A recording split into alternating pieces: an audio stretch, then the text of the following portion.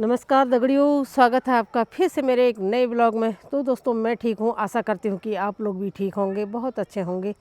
तो दोस्तों होलियाँ तो निबट गई हैं और होली का मेरा लास्ट वाला ब्लॉग भी आ गया होगा आपके पास। तो दोस्तों आज मुझे अभी संध्या काल होने को है और संध्या काल को हमारे शास्त्रों में कहा जाता है गोधूली बेला। पहले ज़माने से इस समय जो थी गाय भैंस जो थी अपने आप अपने घरों को आ जाती थी और तो उस समय को गोधूली बेला बोलते हैं। ना दिन होती है ना रात होती है, संध्या काल का समय होता है तो उसको गोधूली बेला बोलते हैं। तो वही गोधूली बेला अभी शुरू हो रही है क्योंकि संध्या काल होने को है और तो मौसम भी बहुत अच्छा है। अभी ना ठंडा है ना गर्म है और ठंडी ठंडी हवा चल रही है हल्की फुल्की और खेतों में बच्चे खेल कर रहे हैं। खाली खेत दिखाई दे रहा है तो बच्चे खेल कर रहे हैं वहाँ पर। और तो दोस्तों ब्लॉग की शुरुआत भी मैं अभी कर रही हूँ क्योंकि सुबह से मैं आज बहुत बिजी थी क्योंकि हमारा आंगनबाड़ी का होना है ऑडिट। तो मैं अपने कागजातों का काम कर रही थी, रजिस्टरों का। तो दोस्तों जैसा कि आजकल आप YouTube खोलोगे तो आपको आंगनबाड़ी की बहुत सारी न्यूज़ सुनने को मिलेगी क्योंकि आंगनबाड़ी में अब हम तो हैं अनपढ़ लोग क्योंकि हम 10वीं 12वीं पास, ज़्यादा से ज़्यादा हमने BA कर लिया। तो इतनी ही पढ़ी लिखी हम आंगनबाड़ियाँ और हमारे ऊपर इतना लोड हो गया है काम का कि क्या बताएं।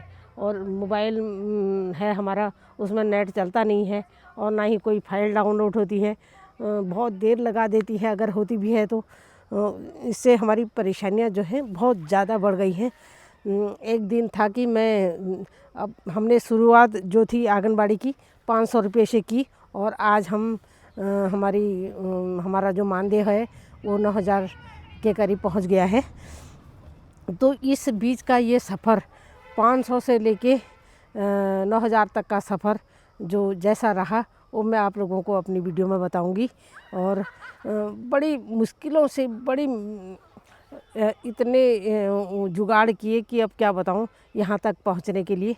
और 16 साल लग गए मुझे इस सफ़र में और 500 की नौकरी पाने के लिए 16 साल का मैंने इंतज़ार किया और 16 साल तक संघर्ष किया और लेकिन हार नहीं मानी, 500 की नौकरी मिल के रही।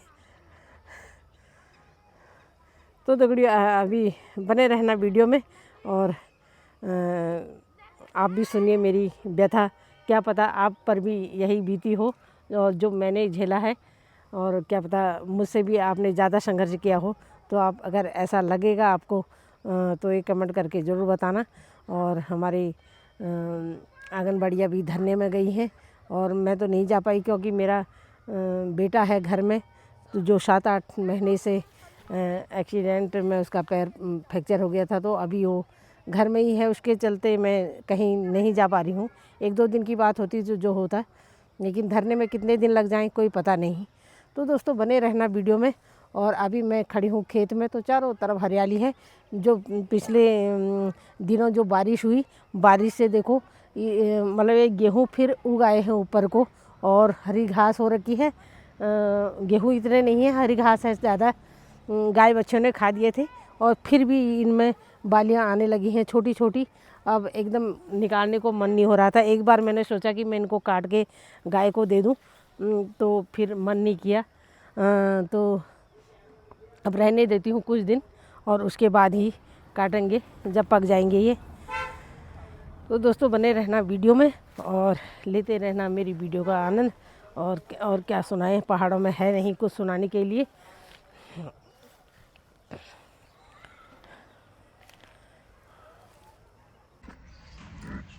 तो दगड़ियों आज की मैं ये वीडियो इसलिए बना रही हूँ कि आजकल मेरे पास टाइम नहीं है ब्लॉग बनाने का। ना ही मैं गांव में जा पा रही हूँ, ना ही मैं कहीं खेतों में जा पा रही हूँ, ना ही मायके जा पा रही हूँ।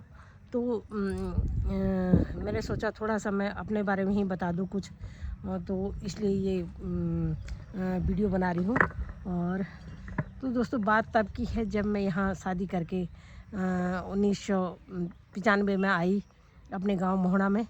तो तब मैंने देखा कि हमारे गांव में जो मेरे ससुराल वाले गांव में जो थी आंगनबाड़ी नहीं थी। वहाँ एक महाराज जी पढ़ाते थे जो बहुत ही बूढ़े थे। तो उनको देख के मुझे लगता था कि काश मेरा चयन आंगनबाड़ी में हो जाता तो मैं महाराज जी की हेल्प भी कर देती और बच्चों को पढ़ा भी लेती, क्योंकि मुझे पढ़ाने का बहुत शौक़ था। मैं बचपन में खेल भी ऐसा ही करती थी। बच्चों को बिठा के मुझे हेड बनने का शौक़ था। तो मैंने 12वीं प्राइवेट किया और 10वीं पास करके मैंने प्राइवेट स्कूल में पढ़ाना शुरू कर दिया था। तो उसके बाद शादी करके यहाँ आई तो मेरे मायके में तो आंगनबाड़ी कब का खुल चुकी थी, जब मैं कक्षा 8 में पढ़ती थी तब से खुल गई थी, क्योंकि उस समय इतनी एजुकेशन नहीं मांगते थे। कक्षा 8 पढ़े हुए भी आंगनबाड़ी मैं भर्ती हो गई थी वहाँ की। 2-4 मतलब गांव से आंगनबाड़ी खुल गई थी। तो जब मैं यहाँ आई तो मैंने देखा कि हमारे गांव में तो आंगनबाड़ी नहीं है। मैंने कई प्रधानों से पूछा, बातचीत की गांव वालों से, तो बोले कि हमारे यहाँ ज़रूरत ही नहीं है, महाराज जी हैं। तो मुझे कुछ अजीब लगा। मैंने अपने सुपरवाइज़र मेरा आंगनबाड़ी का ऑफिस जो था मेरे मायके में है, तो वहाँ पर जो सुपरवाइज़र थी वो हमारी जान पहचान की थी, वर्मा मैडम। तो उनसे पूछा तो उन्होंने कहा जब तक विज्ञप्ति नहीं निकलती है, आपके गांव का नाम नहीं आता, तब तक कुछ नहीं हो सकता। तो मैंने कई कोशिश की कि हमारे गांव का नाम आ जाए, लेकिन नहीं। फिर मेरे पति और मैं अल्मोड़ा गए। तो हम 2 रात वहीं रहे होटल में और हमने बाल विकास में पता किया। कई लोगों से तो ये मिले और पता नहीं किस से मिले। मुझे ये पता नहीं, उनका पदनाम और नाम कार्यालय मुझे कुछ पता नहीं, क्योंकि मैं एक जगह बैठ गई थी और बातचीत करने यही गए थे। और उसके बाद जब हम वापस आए अपने गांव तो देखा कि 1-2 महीने में ही हमारा गांव का नाम पेपर में आ गया था, हमारे गांव की विज्ञप्ति आ गई थी। तो मैंने फिर फॉर्म भरा, तो कई कारणों से मेरा फॉर्म रिजेक्ट होते गया दिन प्रतिदिन। मतलब हर साल फॉर्म आता था और हर साल रिजेक्ट हो जाता है, लेकिन मुझ में और ना ही मेरे परिवार के किसी सदस्य में इतना दिमाग नहीं था कि हम ऑफिस में जाके पूछें कि आखिर किस कारण से रिजेक्ट हुआ। क्योंकि आय प्रमाण पत्र 1-2 बार तो मैंने आय प्रमाण पत्र नहीं लगाया, क्योंकि मेरे पास ना बीपीएल था, ना आय प्रमाण पत्र था और ना कैसे बनाते हैं करके इसकी जानकारी भी नहीं थी, क्योंकि इन चीज़ों में हम पढ़े ही नहीं थे कभी। बड़ी मुश्किल से फिर 1-2 साल ऐसे ही फॉर्म भरने के बाद मैंने अपना आय प्रमाण पत्र बनाया और लगाते गई। हर साल विज्ञप्ति आई, हर साल रिजेक्ट हुआ और ऐसे करते करते 16 साल बीत गए। 16 सालों में जब भी मेरा मतलब फॉर्म रिजेक्ट होता था, हमारा चयन नहीं होता था, उतनी बार मैं रोती थी अंदर। और मेरा दुख समझने वाला कोई नहीं था कि इसको मतलब इसको कितनी पीड़ा हो रही है अंदर ही अंदर। मैं अंदर ही अंदर घुटती रहती थी, लेकिन और एक तरफ से मेरे अंदर एक ज्वालामुखी भी फटता था कि मैंने ये पद हासिल करना है तो करना है। मुझ में एक अलग सी ताकत आ जाती थी अंदर से। तो मैं हर साल भरते गई, मैं पीछे नहीं हटी। मैंने 16 साल तक आवेदन किया और इस बीच मैंने प्राइवेट स्कूलों में भी पढ़ाया। अब फिर मैं मासी आ गई थी 6-7 साल के बाद, क्योंकि मेरा बहुत बड़ा ऑपरेशन हुआ था तो मैं काम नहीं कर पाती थी, तो मैं मासी बाज़ार में आ गई थी।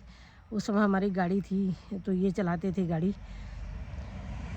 तो उसके बाद मैंने जिस स्कूल में बच्चों का एडमिशन किया उसी स्कूल में पढ़ाया और फिर मुझे वहाँ से जो मैंने 1-2 साल प्राइवेट स्कूल में पढ़ाया था, उन्होंने सर्टिफिकेट भी दे दिया। मेरे पास वो सर्टिफिकेट भी था और मैं कक्षा 5 से लेके 10 तक का सर्टिफिकेट, फर्स्ट डिवीज़न का सर्टिफिकेट था मेरे पास और 12वीं में मेरी सेकंड डिवीज़न थी।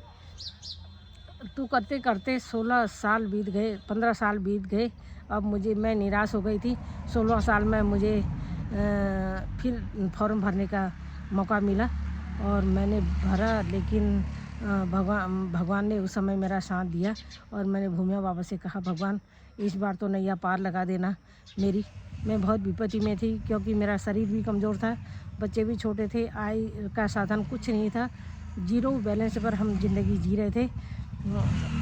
ससुर जी थे टीचर, वो भी रिटायर हो गए थे, लेकिन उनके पास भी बहुत जिम्मेदारियां थी, क्योंकि 4-5 बच्चे हुए, उनके भी बच्चे हुए, तो बहुत जिम्मेदारी होती है। उस समय इतनी ज़्यादा तनख्वाह भी नहीं थी। तो 16 साल आवेदन करने के बाद फाइनली मेरा जो है अपॉइंटमेंट लेटर आया, वो भी मतलब जो डांग देने वाले थे उन्होंने किसी दूसरे व्यक्ति को दे के आ गए मेरा अपॉइंटमेंट लेटर। पुष्पा नाम से तल्ला मोहना गोगता में भी थी कोई औरत, तो उसको दे के आ गए।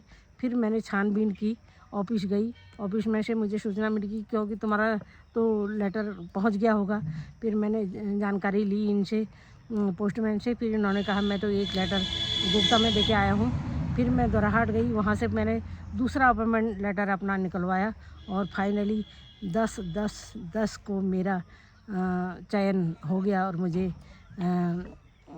मतलब जॉइनिंग लेटर वहाँ से मिल गया। और फिर मैंने दूसरे ही दिन से अपने स्कूल में जॉइनिंग ली। तब मेरे आंगनबाड़ी केंद्र में 13-14 बच्चे थे और प्राइमरी स्कूल में भी बहुत बच्चे थे और 2 मैडमें थी। एक माँ साहब थे, दोराहाट से अप डाउन करते थे, लेकिन बहुत अच्छा उन्होंने स्कूल का माहौल बना रखा था। और धीरे धीरे करके बच्चे भी कम होते गए, गांव में भी लोग कम होते गए और आज ऐसी स्थिति आ गई है कि स्कूल बंद होने के कगार में है और गांव में ताले लग चुके हैं। तो उस समय मैं 500 में मेरा चयन जो हुआ था, 500 मिनी आंगनबाड़ी के रूप में हुआ था, जिसमें हमको 500 रुपया मानदेय मिलता था और बड़ी आंगनबाड़ी को शायद 1500 मिलता था, या मुझे अच्छी तरह याद नहीं है।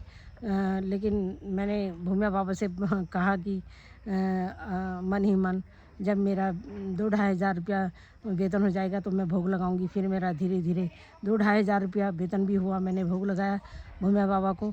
और उसके बाद कई सालों तक हमारी लड़ाई यही चलती रही कि हमको भी फुल आंगनबाड़ी के बराबर मानदेय दो। वो मांग हमारी पूरी नहीं हुई। फिर हमने कहा कि हम मिनी है तो हमको भी पूर्ण